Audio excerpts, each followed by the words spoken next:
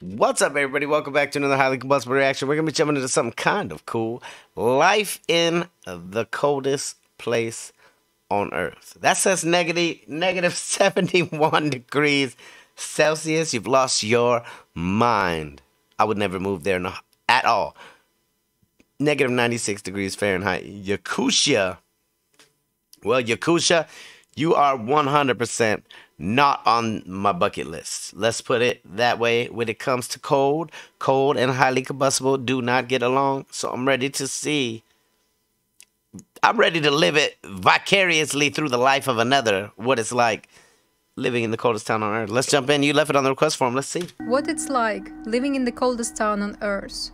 How to live and survive when the temperature falls below minus 60 degrees by Celsius. The extreme low temperatures are cold enough to freeze car batteries.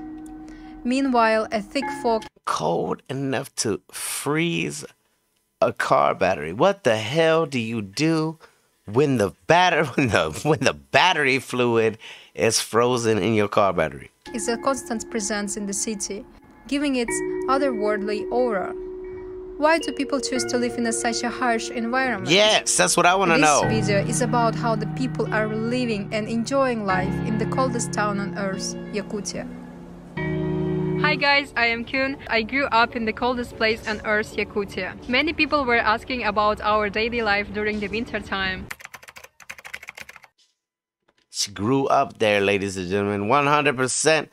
If you guys enjoy it, go subscribe right now to Q&B. Hey, seriously, I wouldn't want to grow up in the coldest place on Earth. Like, legitimately, I'm glad she's got this video because this is the only time I'll ever get to see this place.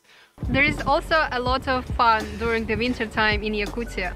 You can do a lot of funny experiments outside, and everything can be immediately be frozen. For example, the fruits can be frozen so fast, so you can just use them as a hammer. And the wet clothes, they freeze really fast and they become like a paper. What? The instant noodles, they also freeze in.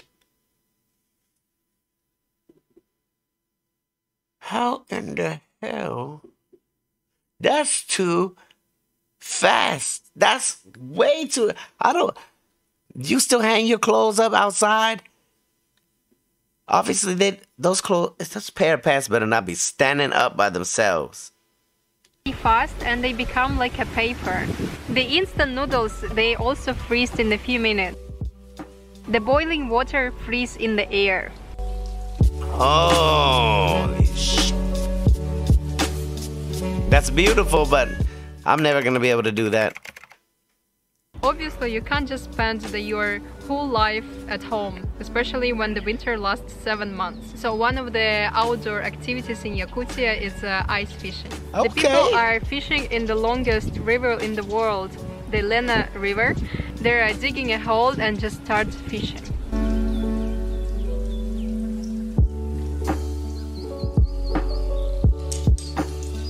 Some nice fish that they're pulling out of there, though.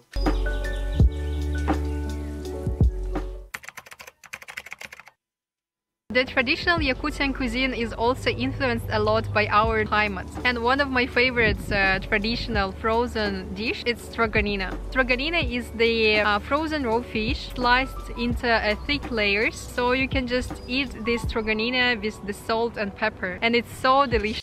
Raw fish with salt and pepper. I could actually probably do that. I'd like myself some sushi. I could see myself enjoying that meal. Also, one of my favorite frozen salads, it's indigirka. Indigirka, it's frozen fish cubes with the oil, onion, pepper and salt. It's so delicious as well. Also, in our traditional cuisine, we have a frozen horse meat, frozen raw horse liver, which is eaten raw and you need to eat it immediately. And one of the Yakutian dessert is kurchak. Kurchak, it's like ice cream, but made by... I know what some people are thinking out there right now. Ali didn't say anything about the horse meat. I honestly have been around to a lot of different places where they eat a lot of things that I would have considered weird before, but I've more become accustomed to just the fact that people eat different things. Countries, civilizations, people all eat different things. So one thing, like here in Thailand, they eat crickets, they eat bugs, they eat silkworms, crickets, scorpions, grasshoppers, you name it, they eat it. That's not something that could happen back home, even though over here in some of the outer districts, apparently the kids go out and catch the crickets and the school cooks them for lunch the next day. Like, that's the kind of, if we could all just learn to stop saying things are weird that people eat and realize that people have been eating them for a long time and not dying, like, then it might be worth something that's worth trying to everybody at least once. You could put something in your mouth and you can spit it back out if you don't like it. But to say that, oh, you had the chance to try something, you just bypassed it altogether, that, honestly, what are you going to do then? What if it never comes back around? What if you missed out on something really great just because you thought it was a little weird? I've tried the crickets, I've tried the silkworms.